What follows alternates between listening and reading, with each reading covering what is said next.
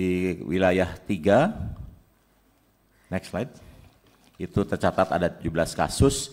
Kita deteksi mulai dari tanggal 13 Januari itu di Nunukan ada 90 orang, kemudian tanggal 24 Januari di Ujung Bulu 4 orang.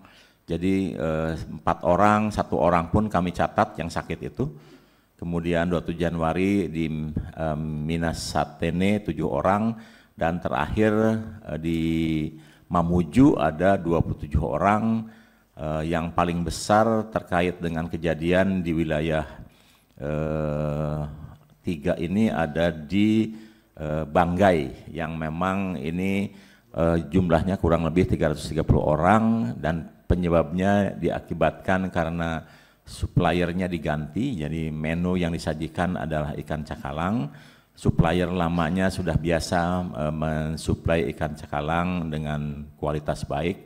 Kemudian karena ingin mengakomodir potensi sumber daya lokal, nelayan lokal, kemudian suppliernya diganti dengan supplier lokal, dan kelihatannya secara kualitas supplier bahan baku belum bisa menandingi supplier lama, sehingga terjadilah gangguan terkait dengan alergi pada penerima manfaat yang mencapai 338 orang.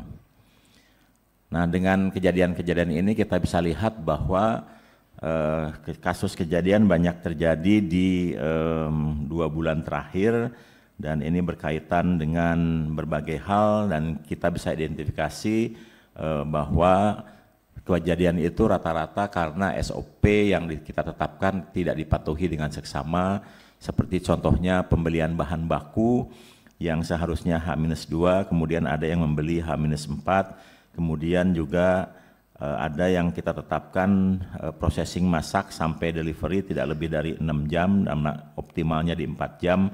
Seperti di Bandung itu ada yang masak dari jam 9, dan kemudian di deliverynya ada yang sampai jam 12, ada yang 12 jam lebih. Jadi dari hal-hal seperti itu kemudian kita memberikan tindakan bagi SPPG yang tidak mematuhi SOP dan juga menimbulkan kegaduhan. Kita tutup sementara sampai semua proses perbaikan dilakukan, dan kemudian mereka juga harus mulai memitigasi terkait juga dengan trauma yang akan timbul pada penerima manfaat, dan oleh sebab itu penutupan bersifat sementara tersebut waktunya tidak terbatas, tergantung dari kecepatan SPPG dapat mampu melakukan penyesuaian diri dan juga menunggu hasil investigasi. Dari kejadian di berbagai tempat nampak juga bahwa belum semua air di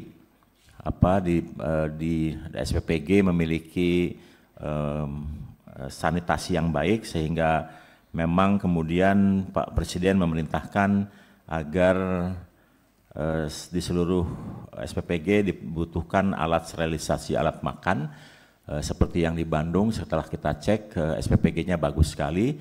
Ketika kita cek apakah mencucinya menggunakan air panas, ternyata belum disiapkan, dan beberapa SPPG sudah memiliki alat sterilisasi dengan pemanas gas yang bisa memanaskan 120 derajat dalam 1 menit, sudah bisa sterilisasi terkait dengan alat makan. Kemudian kita juga menyarankan untuk lebih meningkatkan sanitasi, terutama untuk memasak kita sudah instruksikan agar mereka menggunakan air galon, dan untuk mencuci airnya perlu diberikan saringan. Dan kami sebenarnya sudah membuat peraturan keputusan kepala badan terkait dengan sertifikasi, persiapan sertifikasi yang 2 yang akan kita lakukan, yaitu sertifikasi laik higiene dan sanitasi, yang nanti mungkin Pak Menteri Kesehatan akan lebih rinci menjelaskan itu. Selain itu kami juga tidak hanya berkait dengan sanitasi, kami juga ingin menerapkan sertifikasi keamanan pangan yang berupa HACCP, ya. Dan ini dalam proses persiapan untuk menentukan lembaga independen yang tersertifikasikan yang mampu melakukan sertifikasi keamanan pangan. Jadi di SPPG nanti akan berlaku 2 sertifikasi, yaitu sertifikasi higienis SLHS dari Kementerian Kesehatan atau Dinas Kesehatan, dan kemudian sertifikasi HACCP dari lembaga independen untuk keamanan pangan. Jelajahi cara baru mendapatkan informasi. Download Metro TV Extend sekarang.